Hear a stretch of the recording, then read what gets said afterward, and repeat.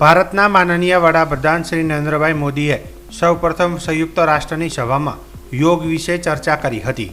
21મી જૂનનો દિવસ અને ઉત્તરીય ગોળાર્ધમાં સૌથી લાંબો દિવસ છે અને આ જ કારણે પ્રધાનમંત્રી મોદીએ 21મી જૂનને વિશ્વ યોગ દિવસ મનાવવા માટે સૂચન કર્યું હતું. ત્યારબાદ આ બાબતે સંયુક્ત રાષ્ટ્ર દ્વારા ઠરાવ પસાર કરવામાં આવ્યો હતો, જેમાં દુનિયાના મોટા ભાગના દેશોએ સહમતિ દર્શાવી અને વર્ષ 2015થી 21મી જૂન એ વિશ્વ યોગ દિવસ તરીકે મનાવવાનું નક્કી થયું હતું અને દર વર્ષની જેમ 21મી જૂને વિશ્વભરમાં યોગ દિવસ ઉજવાઈ રહ્યો છે. ત્યારે આજે ધાનેરા ખાતે સવારે 6:30 કલાકે ધાનેરા નગરપાલિકાના આયોજનથી ડીબી પારેખ હાઈસ્કૂલમાં યોગનો કાર્યક્રમ યોજાયો હતો. હાઈસ્કૂલના ટ્રસ્ટી કીર્તિભાઈ શાહ, આચાર્ય ચેનજીભાઈ, ડીએમ સાહેબ અને જેમાં મોટી સંખ્યામાં વિદ્યાર્થી ભાઈ બહેનો, નગરપાલિકાના ચીફ ઓફિસર તથા કર્મચારીઓ તથા ડૉક્ટર અગ્રવાલ અને ખંડેલવાલ સાહેબ, આરએસએસના સ્વયંસેવકો, શિક્ષક મિત્રો, વાલીગણ ઉપસ્થિત રહી યોગ કાર્યક્રમમાં ભાગ લીધો હતો.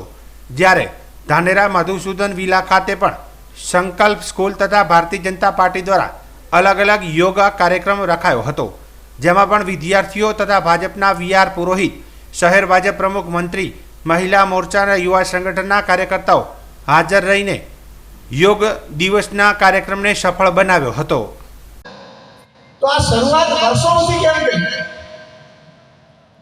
ઘણી બધી સંસ્કૃતિ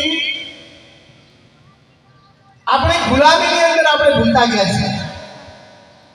ગુલામી માત્ર અંગ્રેજોની નહીં, 200 વર્ષ સુધી અંગ્રેજોના ગુલામ રહ્યા. એના પછી એના પહેલા આપણો દેશ મુગલોનો ગુલામ હતો.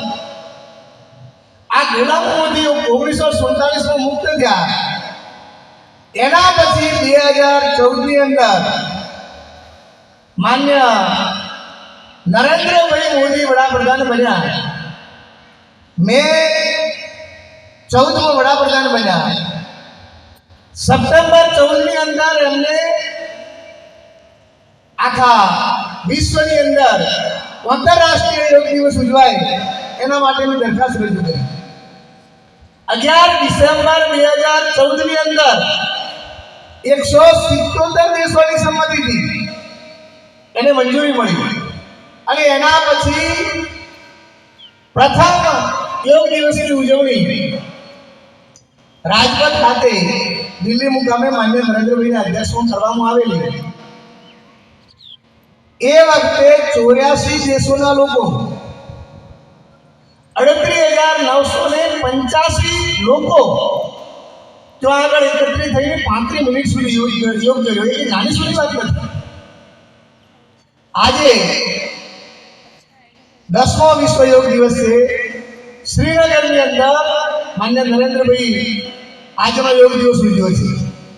આ એક દિવસ ઉજવણીનું કારણ એ છે કે કાયમી આપણે યાદ રાખીએ, કાયમી યોગ કરીએ, કાયમી યોગ કરી અને આપણા એક જીવનનો એને ભાગ બનાવી દઈએ અને આપણા સંસ્કૃતિ કાયમી ટકાવી રાખીએ.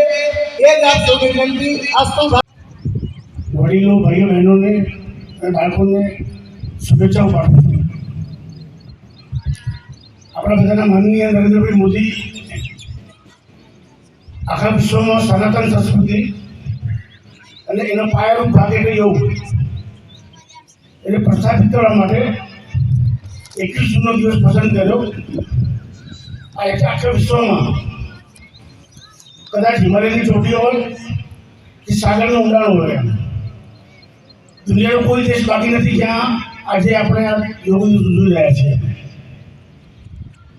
યોગ અને પ્રાણાયામ આપણે કરીશું, આપણું શરીર, આપણું મન અને આપણો સમાજ, આપણો દેશ એ બધાનો ખૂબ જ વિકાસ થશે.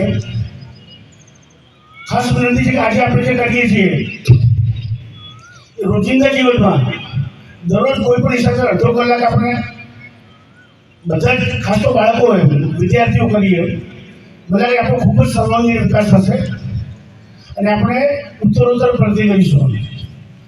મને નરેન્દ્રભાઈ જેવા આટલા મોટા માણસ છે એ પણ એના જીવનમાં ક્યારેય પણ યોગ પ્રાણાયામને મિસ કરતા નથી. દરરોજ સવારે ઉઠીને પહેલું જે કામ કરે છે એ યોગ અને પ્રાણાયામ છે. આપણે પણ બધા એ માર્ગ પર આગળ વધીએ અને બધા ખૂબ જ સારું આપણી સનાતન સંસ્કૃતિના જે અંગો છે યોગ પ્રાણાયામ, ગાયની સેવા, ગંગાજીની સેવા, એ બધા કામોમાં આપણે જોડાઈએ એ બધાને વિનંતી સાથે મારી વાત પૂરી કરું છું.